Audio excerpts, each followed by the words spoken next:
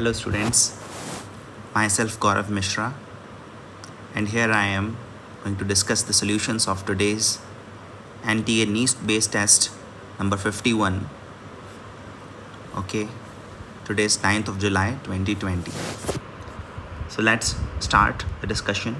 The first question that we have in front of us is oxygen atom forms FCC unit cell with A atoms occupying all tetrahedral voids and B atoms occupying all octahedral voids. If atoms are removed from two of the body diagonals, then determine the formula of the resultant compound formed. ठीक है, तो इस तरह के questions commonly आते हैं जिसके अंदर अपन को नंबर ऑफ एटम्स फाइंड करने होते हैं ना यूनिट सेल. फॉर्मूला एक यूनिट सेल में प्रेजेंट नंबर ऑफ एटम्स से फाइंड किया जा सकता है. अब आप देखिए FCC यूनिट सेल है तो पर यूनिट सेल ऑक्सीजन के 4 एटम्स हो गए और 8 टेट्राहेड्रलॉइड्स होती हैं पर यूनिट सेल तो A के 8 एटम्स हो गए और 4 ऑक्टाहेड्रलॉइड्स होती हैं तो B के भी 4 एटम्स हो गए. अब एटम्स जो हैं वो बॉडी डायगोनल के लॉन्ग से हटाए गए हैं. अब बॉडी डायगोनल के लॉन्ग क्या क्या आता है ये समझ लीजिए. कॉर्नर्स पर तो ऑक्सीजन एटम्स प्रेजेंट हैं. कॉर्नर्स पर ऑक्सीजन एटम्स प्रेजेंट हैं. 2 टेट्राहेड्रलॉइड्स भी आती हैं अलॉन्ग ईच बॉडी डायगोनल जहाँ पर A एटम्स प्रेजेंट हैं और बॉडी सेंटर पर B एटम प्रेजेंट है. ठीक है, लेकिन B आप किसी भी बॉडी डायगोनल का बॉडी सेंटर लो तो आपको सेम B मिलेगा. आप डबल काउंटिंग मत कर लेना. ठीक है, अब ये भी समझ लो कि जो कॉर्नर है उसका कंट्रीब्यूशन 1/8 होता है. अब अपन 2 बॉडी डायगोनल्स के एटम्स रिमूव कर रहे हैं, ऑक्सीजन एटम्स रिमूव कर रहे हैं. इसका मतलब अपन 4 कॉर्नर्स से ऑक्सीजन एटम्स रिमूव करेंगे और हर ऑक्सीजन एटम का कंट्रीब्यूशन 1/8 है. कुल मिलाकर हाफ ऑक्सीजन एटम रिमूव हो रहा है. ये नंबर आ जाएगा 7/2. A के अगर अपन देखें तो 2 एटम्स आते हैं अलॉन्ग ईच बॉडी डायगोनल तो 2 बॉडी डायगोनल्स में 4 एटम्स आ जाएंगे तो 8 में से 4 A एटम्स रिमूव हो गए. बॉडी सेंटर पर B है, ऑक्टाहेड्रल वॉइड है और ये एक ही आएगा चाहे आप किसी भी बॉडी डायगोनल का सेंटर लें. तो ये हैं नंबर्स. अब अगर अपन को सिंपलेस्ट होल नंबर रेशियो में रिप्रेजेंट करना चाहें तो देखिए क्या आते हैं. इसके लिए अपन को 2 से थ्रू आउट मल्टीप्लाई कर देना चाहिए तो फॉर्मूला इमर्ज करेगा A8 B6 O7. ये अपन को सेकेंड ऑप्शन में दिखाई दे रहा है. Moving on to the next question. What happens when 2-butane reacts with H2 in presence of nickel boride or Lindlar's catalyst? Lindlar's catalyst या nickel boride Ni2B ये जो हैं ये पार्शियल हाइड्रोजनेशन ऑफ एल्काइंस में काम आते हैं और इसमें सिन एडिशन होता है.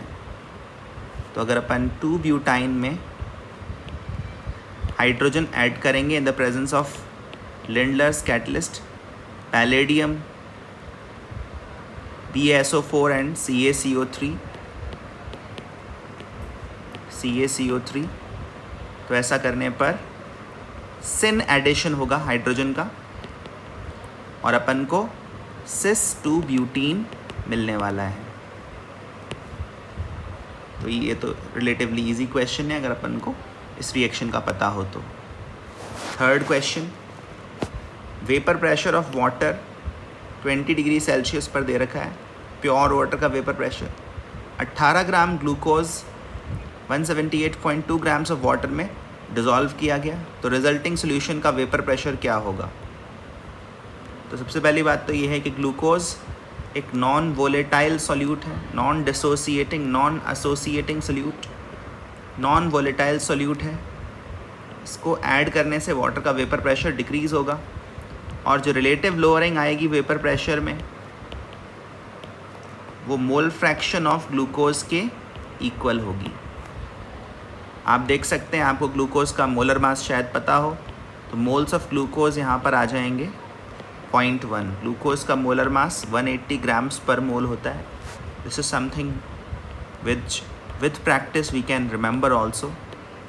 178.2 को अगर अपन 18 से डिवाइड करेंगे हालांकि शुरू में नंबर थोड़ा अजीब लगेगा, लेकिन अगर अपन डिवाइड करेंगे तो आप देखेंगे ये नंबर 9.9 मोल्स आ रहा है। ऐसा करने पर 0.1 मोल्स अपने पास सॉल्यूट के हैं, 9.9 मोल सॉल्वेंट के हैं, तो ये नंबर्स बहुत इजीली अपन को मोल फ्रैक्शन फाइंड करने में मदद करते हैं। यहाँ से मोल फ्रैक्शन आएगा 0.1/10 विच इज़ 1/100। इसका मतलब 100th अमाउंट में प्रेशर में लोअरिंग आएगी। एग्जैक्ट लोअरिंग कितनी आएगी? वो है 1/100 इंटू 17.5 मिलीमीटर्स ऑफ मरकरी। तो ये वैल्यू आ रही है 0.175 मिलीमीटर्स ऑफ मरकरी। इतनी लोअरिंग आई। क्वेश्चन ने अपन से vapour pressure of the resulting solution पूछा है, तो vapour pressure of the solution 17.5 में से 0.175 सब्ट्रैक्ट करने पर मिलेगा, जो कि हो जाएगा 17.325 मिलीमीटर्स ऑफ मरकरी। तो ध्यान से सब्ट्रैक्शन करिए, ऑप्शंस एक जैसे लग रहे हैं, गलत आंसर पर भी आप पहुंच सकते हैं, इसलिए थोड़ा केयरफुल रहना ज़रूरी है। इसका आंसर है डी।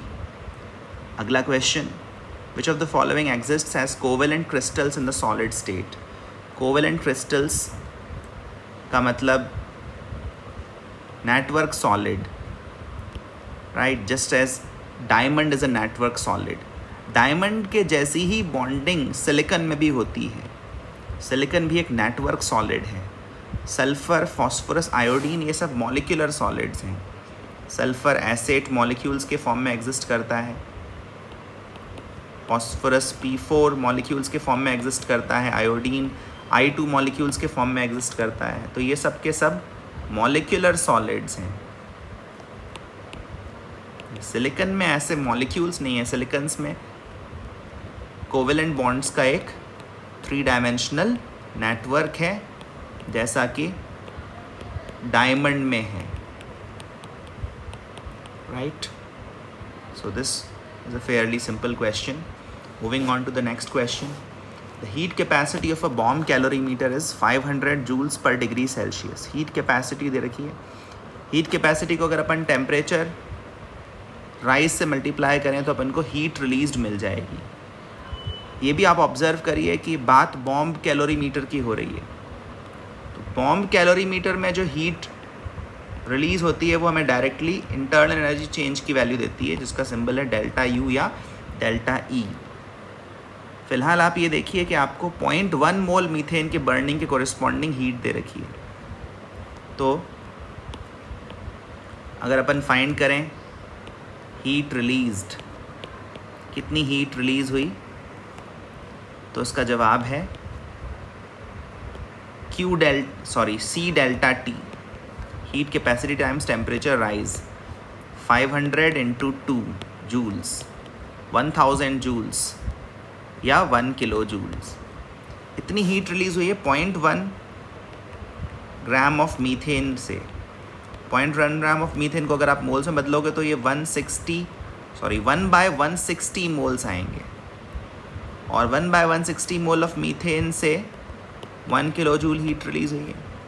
तो अपन सीधे सीधे स्केलिंग कर सकते हैं। अगर अपन 1 मोल मीथेन लेकर चले होते तो 160 किलो जूल्स हीट रिलीज़ होती बॉम्ब कैलोरीमीटर में, और बॉम्ब कैलोरीमीटर में जो हीट रिलीज़ होती है वो हमें डायरेक्टली डेल्टा यू की वैल्यू बताती है।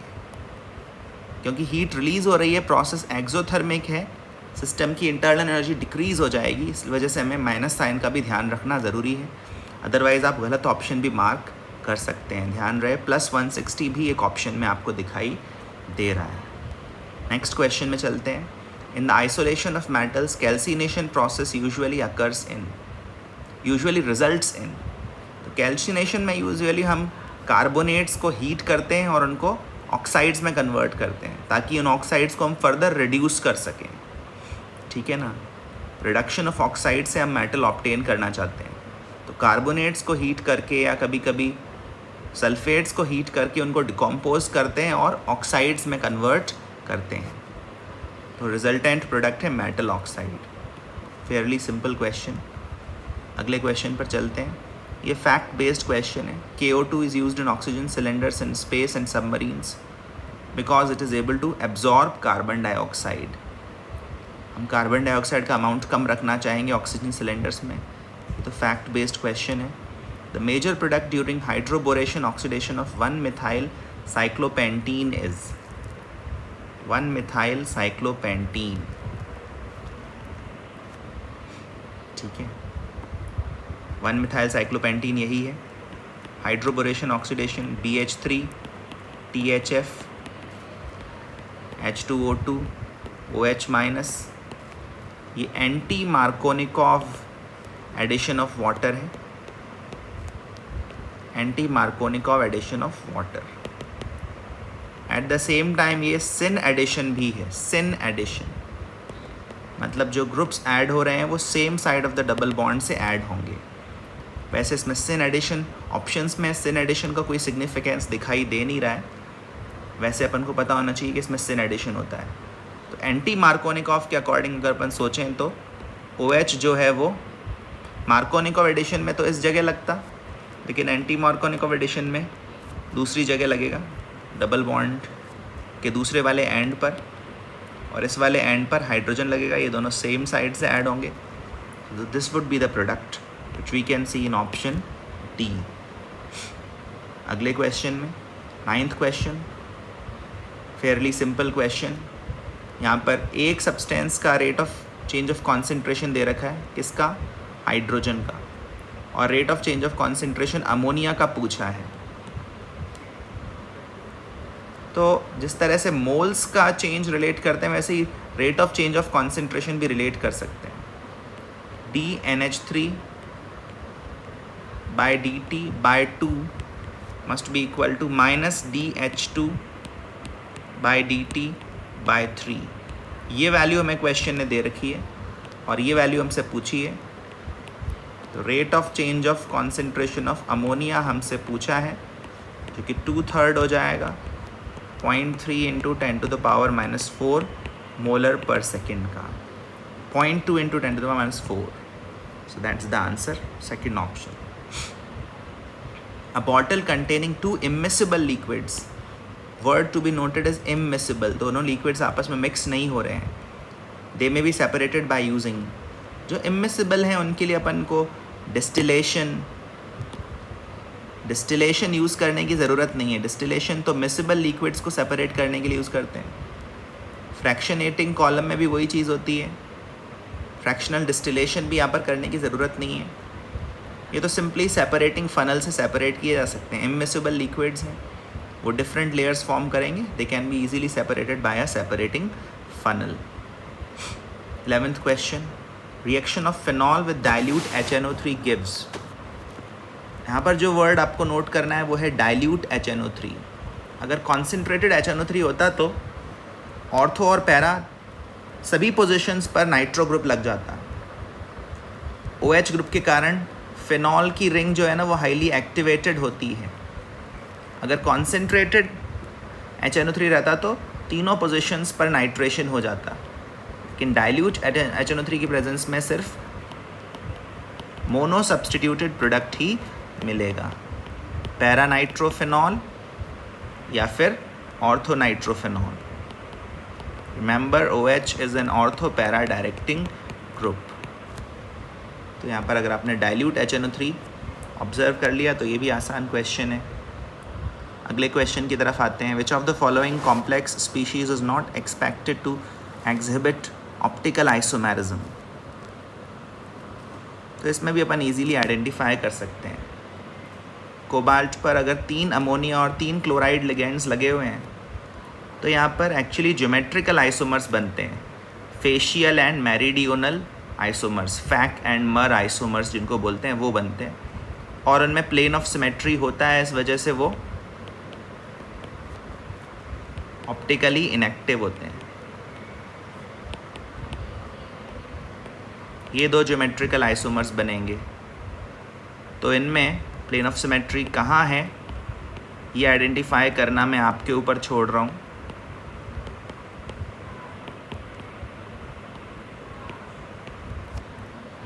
ठीक है ना, इसको बोलते हैं फैक आइसोमर पहले वाले को, इसमें 3 एक जैसे ग्रुप्स एक फेस के अलॉन्ग हैं, और जिसमें इक्वेटोरियल प्लेन में 3 एक जैसे ग्रुप आ जाएं उसको बोलते हैं मेरिडियोनल आइसोमर।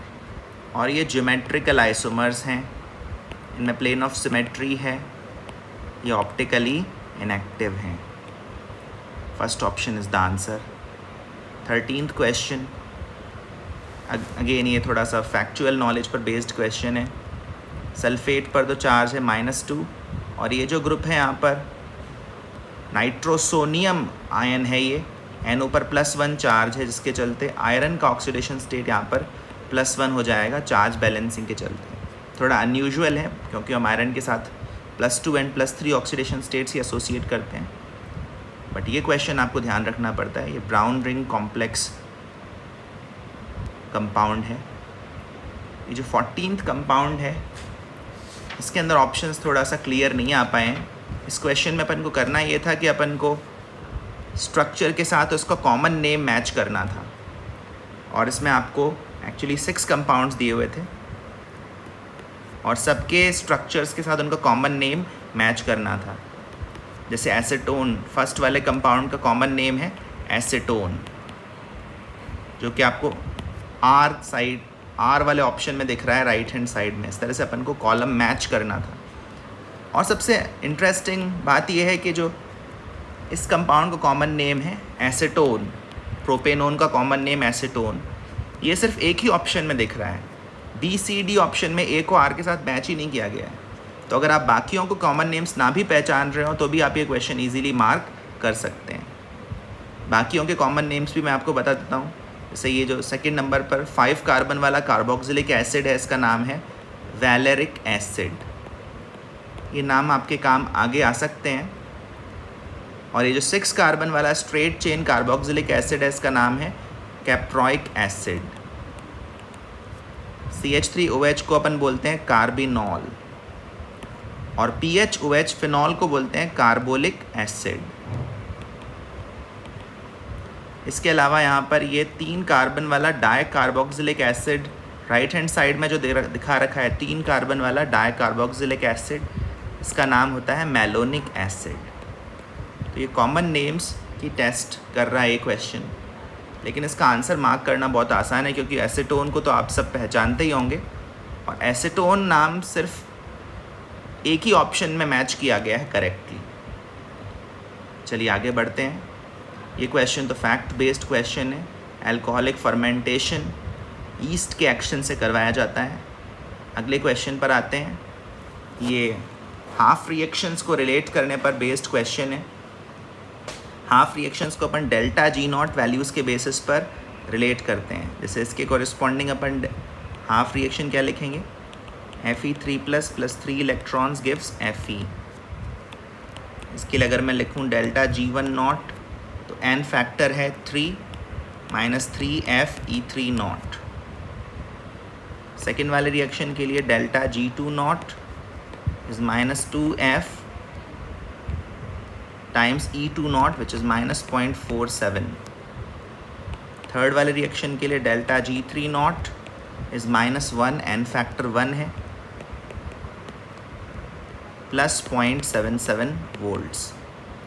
अब ΔG10, ΔG20 और ΔG30 में क्या रिलेशन है आप देखिए। अगर आप सेकेंड और थर्ड वाले रिएक्शन को ऐड करें तो आपको ये रिएक्शन मिलती है ना। और रिएक्शंस को ऐड करने पर उनके ΔG वैल्यूज़ भी ऐड हो जाते हैं। इसी तरह से आपको एक क्वेश्चन करना है। -3Fe3 +2F times 0.47 -F times 0.77। F को अपन कैंसिल कर सकते हैं। E30 की वैल्यू देखिए क्या मिलती है, -0.94 + 0.77/3, तो -0.17/3 -0.05666 इस तरह से ये अपने फर्स्ट रिएक्शन का E0 वैल्यू है। E10 लिखना बेटर रहेगा। This is the electrode potential corresponding to this half reaction, minus 0.057. First option is the correct option. आगे बढ़ते हैं. Approximate atomic weight of an element is this 26.89. Equivalent weight is 8.9. Exact atomic weight क्या होगा? अब यहाँ पर आपको ये ध्यान रखना है कि जो इक्विवेलेंट वेट होता है वो molar mass upon n factor या एक्स फैक्टर होता है, और ये एक्स फैक्टर हमेशा एक होल नंबर होगा. 1 2 3 इस तरह से होल नंबर होता है. तो जो मोलर मास है वो एक्स फैक्टर को ई से मल्टीप्लाई करने पर मिलेगा. ई यहाँ पर 8.9 दे रखा है. 26.89 के आसपास में अपन को पहुँचना है.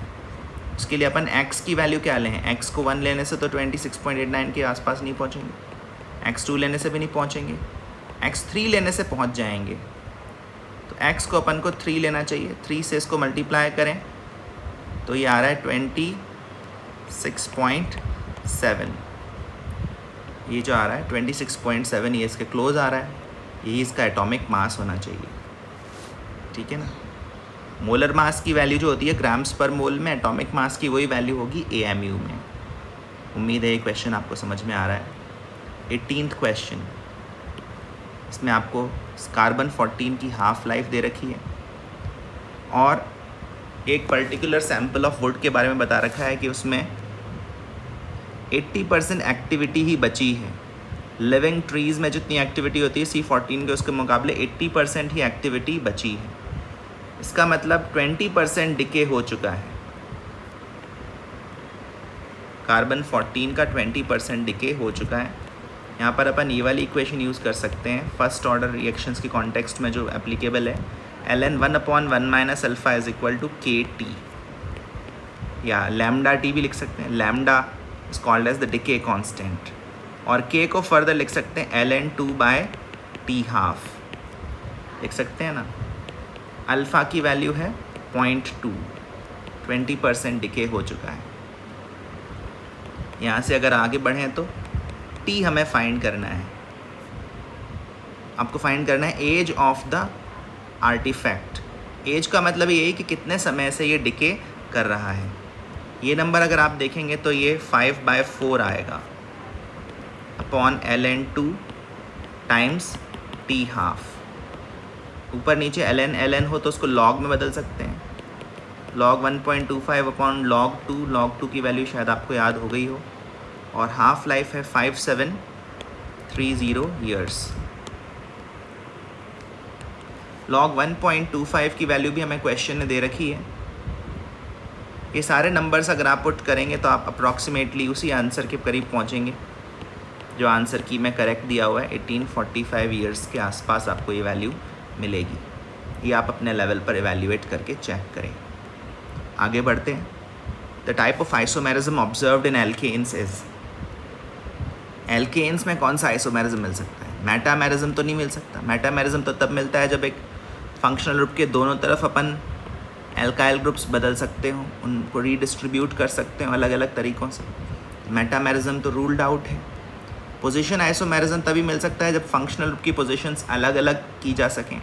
अब एल्केन्स में तो ऐसा सच कोई फंक्शनल ग्रुप है नहीं, तो पोजीशनल आइसोमेरिज्म अराइज होने का भी सवाल हट ही गया. ज्योमेट्रिकल आइसोमेरिज्म साइक्लिक कंपाउंड्स में मिलता है या फिर एल्कीन्स में मिलता है, तो ये भी मिलना संभव नहीं है. ठीक है, तो फिर एक ही ऑप्शन बचता है, एक ही पॉसिबिलिटी बचती है, वो है चेन आइसोमेरिज्म. जैसे एन-ब्यूटेन एंड आइसोब्यूटेन, इनमें चेन लेंथ का फ़र्क है, तो ये चेन आइसोमर्स हैं. 20th question. What is the minimum pH required to prevent the precipitation of zinc sulfide in a solution that is 0.01 molar zinc chloride and saturated with 0.01 molar zinc chloride and saturated with 0.1 molar H2S. तो इसको ध्यान से करें. देखिए, जब तक zinc और sulphide ion की कॉन्सेंट्रेशन का प्रोडक्ट KSP के बराबर है या उससे कम है, तब तक प्रेसिपिटेशन नहीं होगा. तो जिंक आयन की कॉन्सेंट्रेशन तो फिक्स्ड हो गई 0.01. जिंक क्लोराइड का सोल्यूशन है तो इतनी कॉन्सेंट्रेशन आ जाएगी। तो सल्फाइड आयन की कॉन्सेंट्रेशन जो है ना वो लेस देन और इक्वल टू होनी चाहिए KSP/0.01। KSP की वैल्यू 10⁻⁻21 दे रखी है। तो सल्फाइड आयन की कॉन्सेंट्रेशन 10⁻⁻19 मोलर या उससे कम होनी चाहिए। लिमिटिंग केस में अपन मान लेते हैं कि उसकी कॉन्सेंट्रेशन 10⁻⁻19 मोलर है इन द लिमिटिंग केस।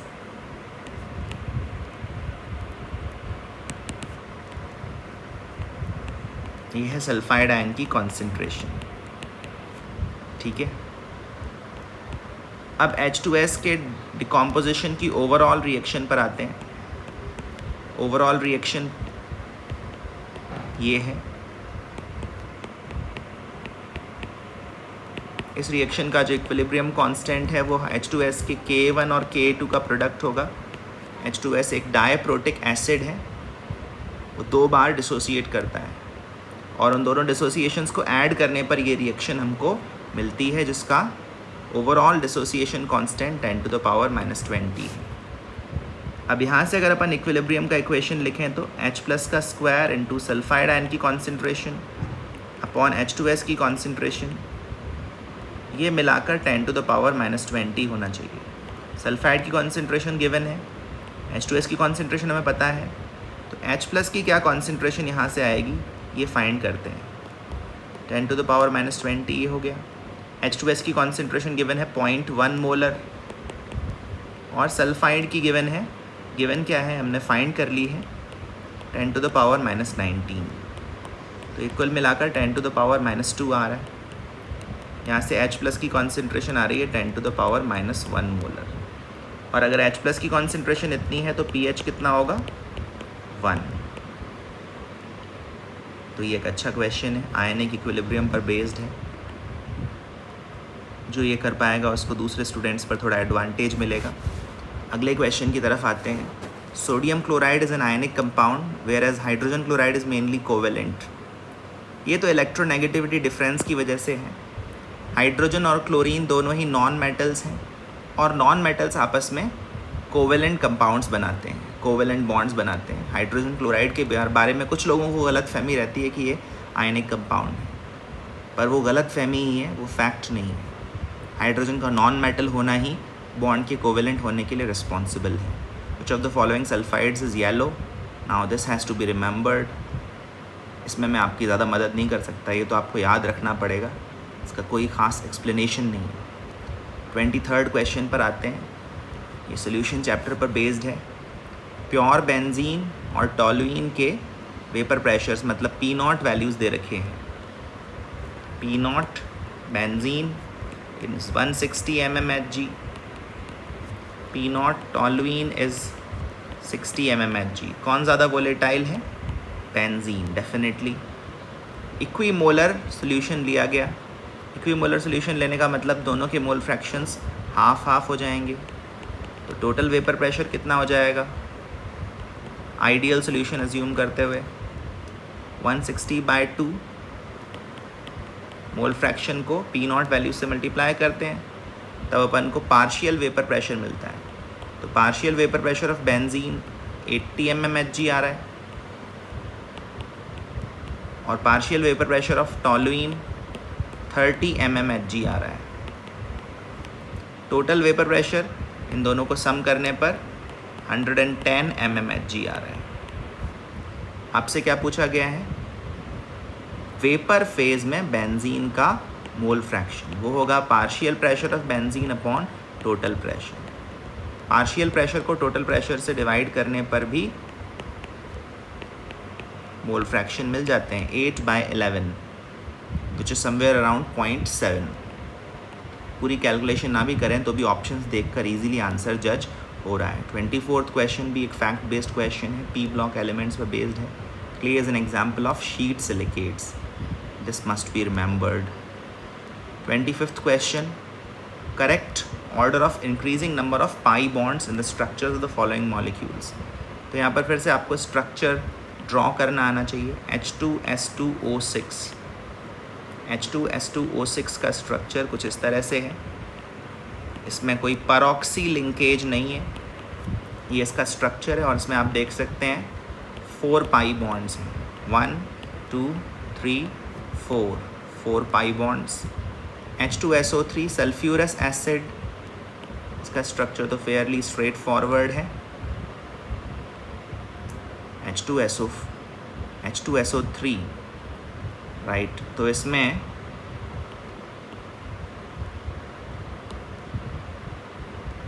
एक ही डबल बॉन्ड है, बाकी सल्फ़र ऑक्सीजन सिंगल बॉन्ड्स हैं, सल्फ़र पर एक लोन पेयर भी प्रेजेंट है, इस वजह से इसमें सिर्फ एक ही पाई बॉन्ड प्रेजेंट है। और जहाँ तक इस कंपाउंड का सवाल है, इसका नाम है कैरोज एसिड, पर ऑक्सी सल्फ्यूरिक एसिड। तो इसका स्ट्रक्चर सल्फ्यूरिक एसिड जैसा ही है, बस इसमें एक पर ऑक्सी लिंकेज इंक्लूडेड है। इसमें 2 पाई बॉन्ड्स हैं, क्लियरली वी कैन सी। तो पाई बॉन्ड सबसे ज़्यादा किस में है? फर्स्ट में, और सबसे कम किस में है? सेकंड में। थर्ड में, थर्ड का नंबर बीच में लगेगा, तो ये भी इजीली मार्क हो रहा है। 26वां क्वेश्चन, बात हो रही है जर्कोनियम फॉस्फेट की, जिसमें 3 जर्कोनियम कैटायंस है और 4 फॉस्फेट एनायंस है। सॉल्युबिलिटी इसकी एस गिवन है। अगर इसकी सॉल्युबिलिटी एस है, Zr3PO4 होल 4, इसकी सॉल्युबिलिटी अगर एस है, तो इसका KSP क्या होगा? You have to represent the relation between solubility and KSP। इसको आप एकदम बेसिक से भी कर सकते हैं, या फिर आप एक फॉर्मूला भी याद रख सकते हैं सॉल्युबिलिटी डिटर्मिन करने का। AX/BY जैसे कंपाउंड के लिए सॉल्युबिलिटी का फॉर्मूला बनता है KSP upon x to the power x, y to the power y, whole raise to the power 1 upon x plus y। वही फॉर्मूला यहाँ पर अप्लाई करें for faster results. 3 to the power 3 to 4 to the power 4, whole raise to the power 1 upon 3 plus 4।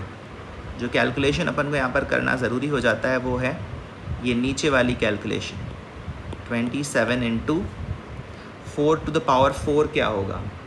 4 का cube तो 64 होता है, 64 into 4 256, 256 से multiply करना है 27 को।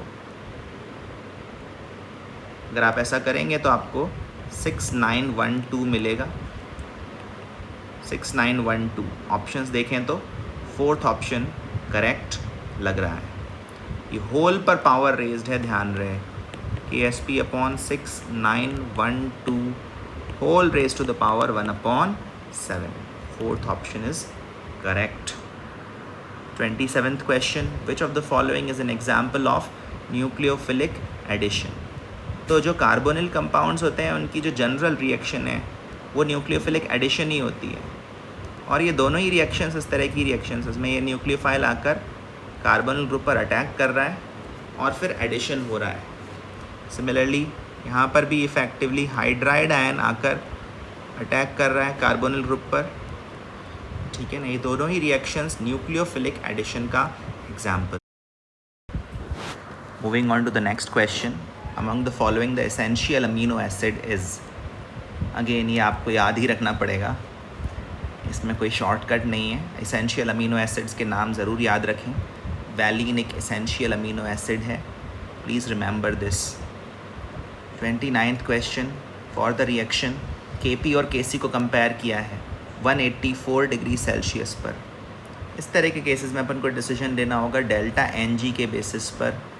डेल्टा NG, अब change in number of gas moles यहाँ पर पॉजिटिव है, और अगर डेल्टा NG पॉजिटिव हो तो नॉर्मल रिएक्शन टेम्परेचर्स पर KP बड़ा होगा। KP बड़ा होगा KC से। KP is greater than KC। 4th option. तो ये आसान क्वेश्चन है, मेरे ख्याल से सबसे होना चाहिए जो भी सिंसियरली प्रिपेयर कर रहे हैं। 30th question, a compound A of formula C3H6Cl2। अब C3H6Cl2 में आप देखिए कोई अनसैचुरेशन नहीं है, डिग्री ऑफ अनसैचुरेशन या डबल बॉन्ड इक्विवेलेंस इसका 0 है। अब इसमें अपने पास दो पॉसिबिलिटीज़ बनती हैं, या तो दोनों के दोनों क्लोरीन्स इस तरह से होंगे, या दोनों के दोनों क्लोरीन्स कॉर्नर पर होंगे इस तरह से। इनफैक्ट पॉसिबिलिटीज़ तो कई बन जाती हैं, दोनों क्लोरीन इस तरह से भी हो सकते हैं, दोनों क्लोरीन इस तरह से भी हो सकते हैं, बट अपन को देखना होगा कि करेक्ट पॉसिबिलिटी कौन सी है और वो ऑप्शन देखकर समझ में आएगा। एल्कली के साथ रिएक्शन होने पर दो कंपाउंड्स यहाँ पे मिले अपन को, बी जिसका फॉर्मूला C3H6O है। एल्कली के साथ रिएक्शन हुई, इसका मतलब या तो अपन एलिमिनेशन करवाने के बारे में सोच रहे हैं या फिर सब्स्टिट्यूशन करवाने के बारे में सोच रहे हैं। मतलब NaOH के साथ रिएक्शन हुई है, रिएक्शन NaOH के साथ हुई है और उससे C3H6O बना है जो कि एक कार्बोनिल कंपाउंड होगा, और C3H4 बना है जो कि एक एल्काइन है। तो NaOH से या तो SN प्रोडक्ट बनेगा या एलिमिनेशन प्रोडक्ट बनेगा। तो C जो है वो एलिमिनेशन प्रोडक्ट है। ठीक है, आगे पढ़ते हैं। B on oxidation gave a compound of the formula C3H6O2। अब B के ऑक्सीडेशन से फर्दर कार्बोक्सिलिक एसिड बन रहा है। इसका मतलब जो B है वो एल्डिहाइड है, B कीटोन नहीं है। अब यहाँ से कुछ पॉसिबिलिटीज़ रूल आउट हो जा रही हैं। जैसे अगर अपन इस कंपाउंड को लेकर चलते हैं तो यहाँ पर NaOH से सब्स्टिट्यूशन रिएक्शन कराने पर 2 OH लग जाते हैं, 2 OH, जबकि 2 OH नहीं लगे हैं, एक ही ऑक्सीजन एटम लगा है। सिमिलरली ये भी रूल आउट हो जाता है क्योंकि 2 OH नहीं लगाने अपन को। ये दो ऑप्शंस बचते हैं। यहाँ पर अगर आप 2 OH लगाओगे और उसके बाद वाटर का रिमूवल करोगे तो एसीटोन बन जाएगा, लेकिन एसीटोन का फर्दर ऑक्सीडेशन होता नहीं है। इसका मतलब ये भी रूल आउट हो गया। तो आपके लिए जो करेक्ट पॉसिबिलिटी है वो है ये कंपाउंड A। इसी को लेकर अगर आप चलेंगे तो आपके सारे प्रोडक्ट्स सही बन पाएंगे। जैसे अगर आपने सब्स्टिट्यूशन कराया, SN2 रिएक्शन कराई तो 2 OH लग जाएंगे और फिर वाटर के रिमूवल से यहाँ पर आपको प्रोपेनल मिल जाएगा।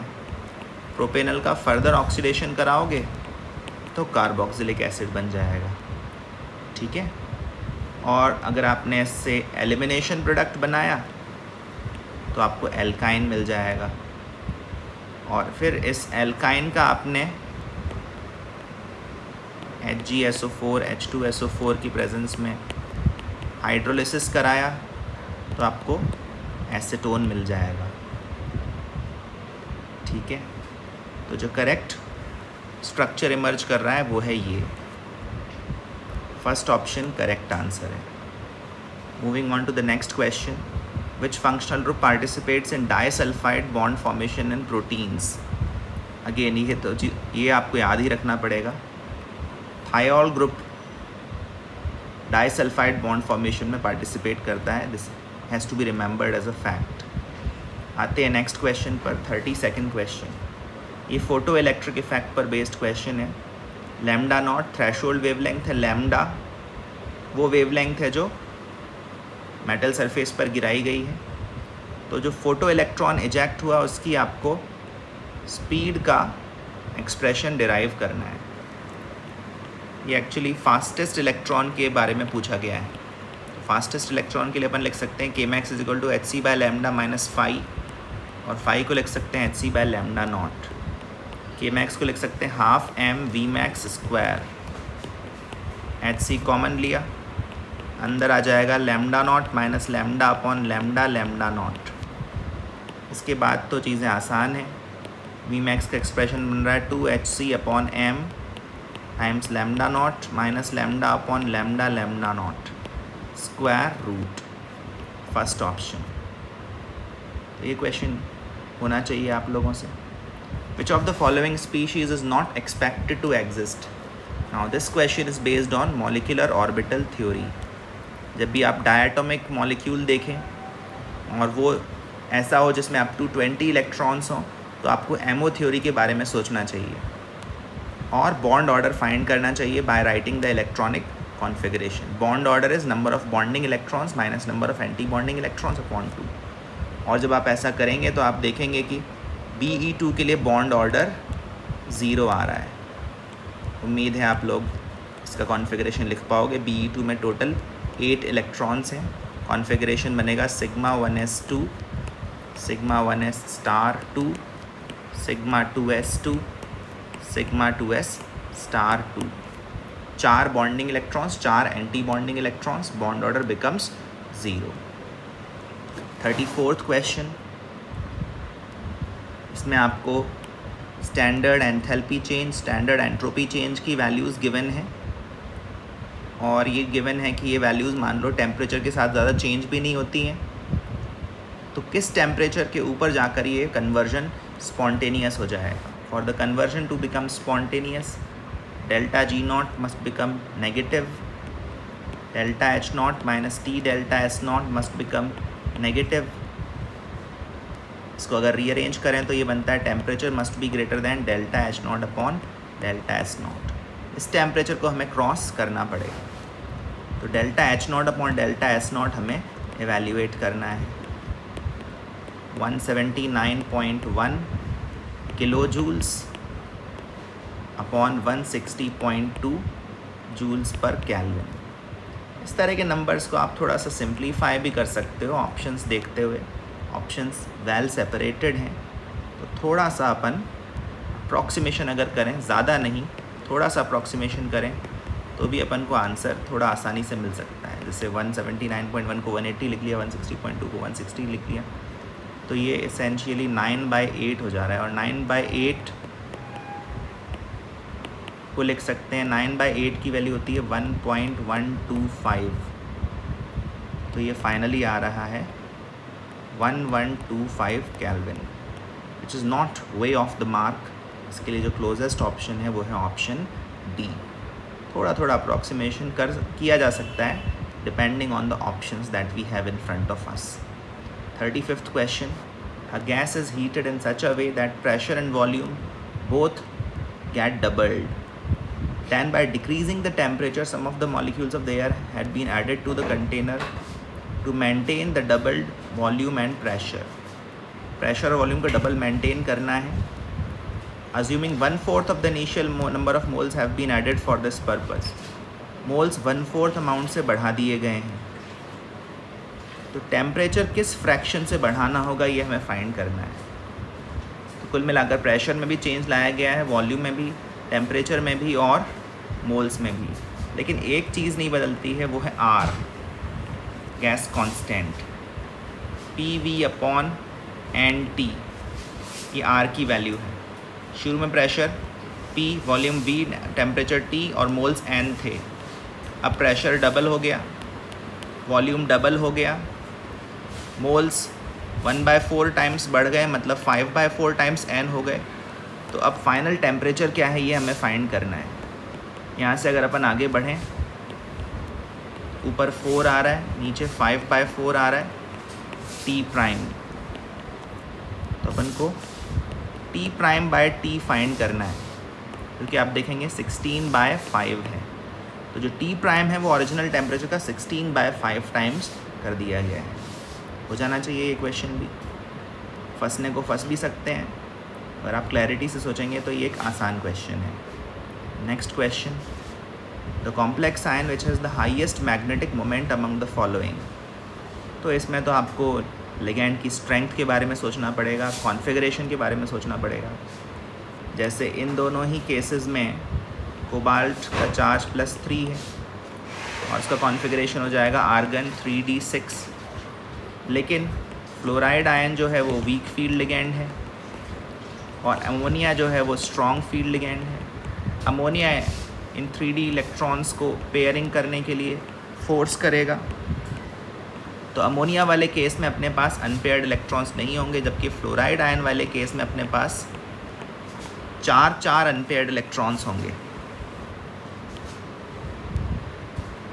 अपने पास 4 अनपेयर्ड इलेक्ट्रॉन्स प्रेजेंट होंगे फ्लोराइड आयन वाले केस में.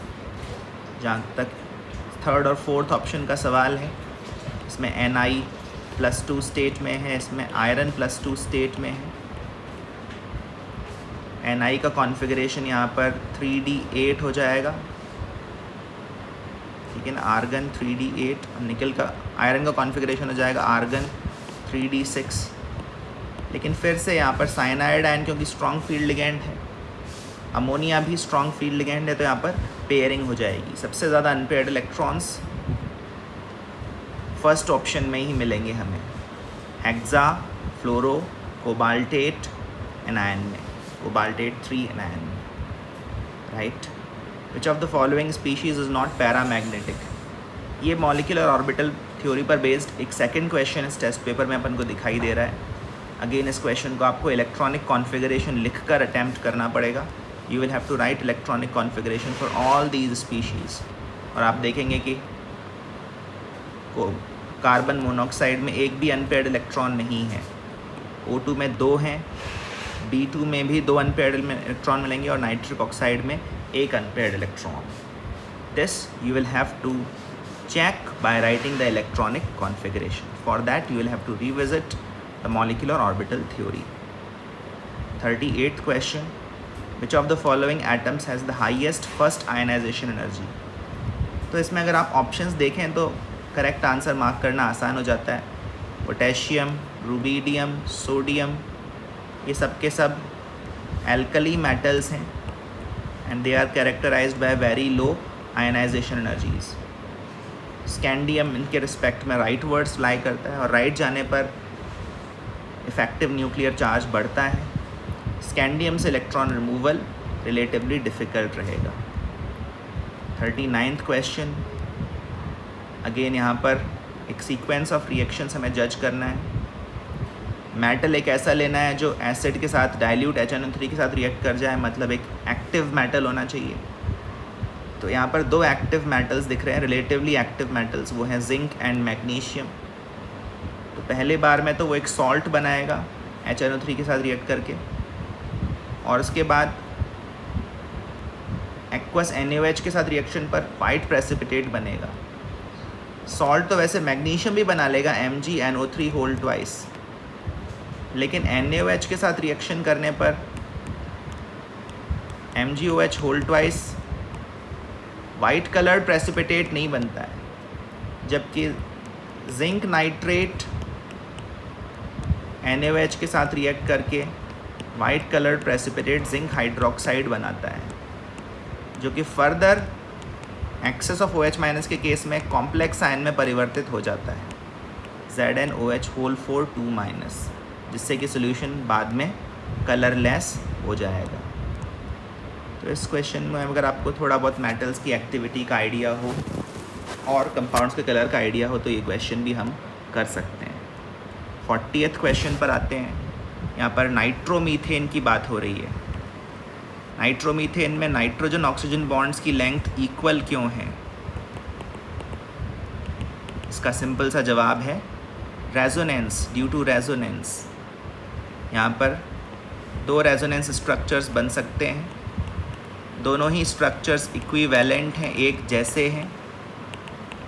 इसका मतलब जो रियल मॉलिक्यूल है उसमें ना तो एक तरफ 100% डबल बॉन्ड है और ना ही दूसरी तरफ 100% single bond. Bond order exactly 1.5 है, दोनों बॉन्ड्स आइडेंटिकल हैं in terms of their length and strength. Resonance is responsible for this.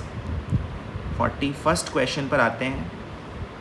N isomer of C6H14। C6H14 आप देख सकते हैं एक एल्केन है और इसके मोनोक्लोरिनेशन से 3 प्रोडक्ट्स बनते हैं। आपको स्टीरियो आइसोमर्स के बारे में नहीं सोचना है, सिर्फ स्ट्रक्चरल आइसोमर्स के बारे में सोचना है। तो इस क्वेश्चन में आप इजीली ऑप्शंस एलिमिनेट करके चेक कर सकते हो। नियोपेंटेन ये है, और अगर इसका आप क्लोरिनेशन करेंगे तो आप सिर्फ एक ही प्रोडक्ट ऑब्टेन कर सकते हैं। आप देखिए ये 1 2 3 4 चारों पोजीशंस एक जैसी हैं। Only 1 monochlorination product. N-हेक्सेन 1 2 3 4 5 6। यहाँ पर कौन कौन सी जगह क्लोरिनेशन हो सकता है? यहाँ पर हो सकता है, ये दोनों पोजीशंस एक जैसी हैं, ये दोनों पोजीशंस एक जैसी हैं, यहाँ पर हो सकता है, और ये दोनों पोजीशंस भी एक जैसी हैं, यहाँ पर करा लीजिए। तो आपको 3 साइट्स मिल रही हैं मोनोक्लोरिनेशन प्रोडक्ट के लिए। थर्ड वाले ऑप्शन में अगर देखें 1 2 3 डाइमिथाइल ब्यूटेन में, तो यहाँ पर क्लोरिनेशन देखो यहाँ कराएं या यहाँ कराएं एक ही बात है। यहाँ कराएं या फिर यहाँ कराएं, एक ही बात है, ठीक है ना। अच्छा, 1 2 3 4 ये चारों लोकेशंस एक जैसी हैं, तो यहाँ पर आपको 2 मोनोक्लोरिनेशन प्रोडक्ट ही मिलेंगे। जहाँ तक आइसोहेक्सेन का सवाल है, आइसोहेक्सेन ये है, इसमें 1 2 3 4 5 1 2 3 4 5 डिफरेंट पोजीशंस मिल रही हैं मोनोक्लोरिनेशन के लिए। तो 3 क्लोरिनेशन प्रोडक्ट्स स्ट्रक्चरल आइसोमर्स में एन हेक्सेन में मिलेंगे, ठीक है। Predict the product C in the following sequence of reactions. तो ये भी काफ़ी स्ट्रेट फॉरवर्ड क्वेश्चन है। पहले PCl5 से रिएक्शन कराई तो एसिटाइल क्लोराइड बन जाएगा, फिर एसिटाइल क्लोराइड की बेंजीन से रिएक्शन कराई तो ये फ्रीडल क्राफ्ट एसाइलेशन हो गया,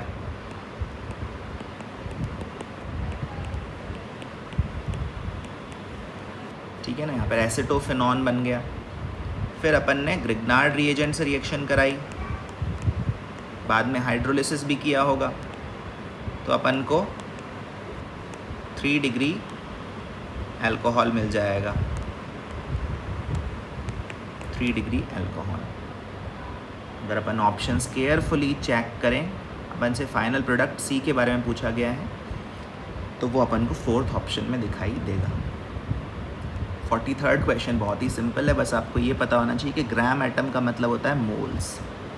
2 मोल्स ऑफ मैग्नीशियम का मास 48 ग्राम्स होगा। एक मैग्नीशियम एटम का मास 24 AMU होता है। 1 मोल मैग्नीशियम का मास 24 ग्राम्स होता है, तो 2 मोल्स मैग्नीशियम का मास 48 ग्राम्स। 44th question, chloroxylenol. अब इसमें अपन को एक्चुअली याद ही रखना पड़ेगा,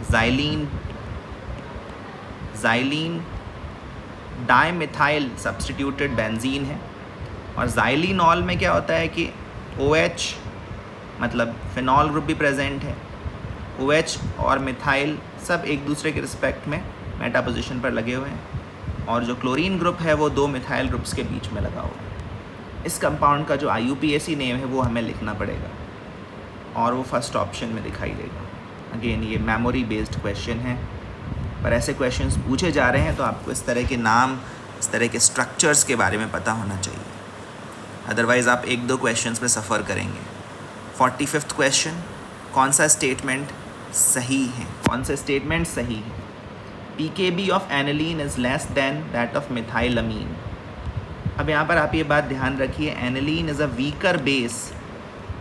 रेजोनेंस इफेक्ट के कारण एनिलीन में नाइट्रोजन का लोन पेयर डीलोकलाइज्ड है, और एनिलीन एक वीकर बेस है मिथाइलमीन के रिस्पेक्ट में, और जो वीकर बेस होता है उसका pKb हायर होता है, स्ट्रॉन्गर बेस होता है उसका pKb लोअर होता है। इसका मतलब फर्स्ट ऑप्शन रॉन्ग है। अच्छा, अगर आप चारों ऑप्शंस देखें तो उसमें फर्स्ट ऑप्शन ए में भी दिख रहा है, सी में दिख रहा है, और डी में भी दिख रहा है, और फर्स्ट स्टेटमेंट डेफिनेटली करेक्ट नहीं है, तो इसका मतलब ए, सी और डी तीनों ही इनकरेक्ट है। एलिमिनेशन से भी हम आंसर मार्क कर सकते हैं। इस तरह की स्मार्टनेस आपको डेवलप करनी होगी। बाकी अगर आप इंडिविजुअली भी देखें तो आप स्टेटमेंट्स जज कर सकते हैं, बट एलिमिनेशन से भी कभी कभी आंसर मार्क हो जाता है। Methylamine in water reacts with ferric chloride to give a precipitate of ferric hydroxide. ये भी सही है, क्योंकि मिथाइलमीन जो होता है वो एक बेस होता है, और मिथाइलमीन वाटर में हाइड्रोक्साइड आयंस प्रोड्यूस करता है एसिड बेस रिएक्शन से। मिथाइल अमोनियम आयन और हाइड्रोक्साइड आयंस।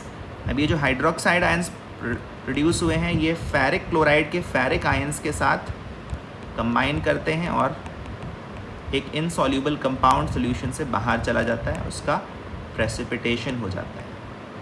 तो ये स्टेटमेंट अपने आप में करेक्ट है।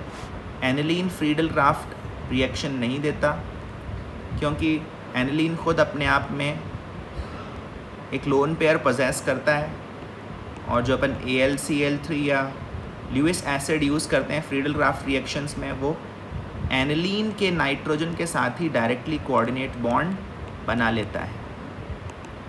और जब ये इसके साथ ही कोऑर्डिनेट बॉन्ड बना लेगा तो फिर AlCl3 इलेक्ट्रोफिलिक एरोमेटिक सब्स्टिट्यूशन में हमारे काम नहीं आ पाएगा। तो ये दोनों स्टेटमेंट्स अपने आप में सही हैं। वैसे इस क्वेश्चन का आंसर हम एलिमिनेशन से भी मार्क, ऑप्शंस एलिमिनेट करके भी मार्क कर सकते हैं। So this is all about the test paper. This was the last question of the test paper.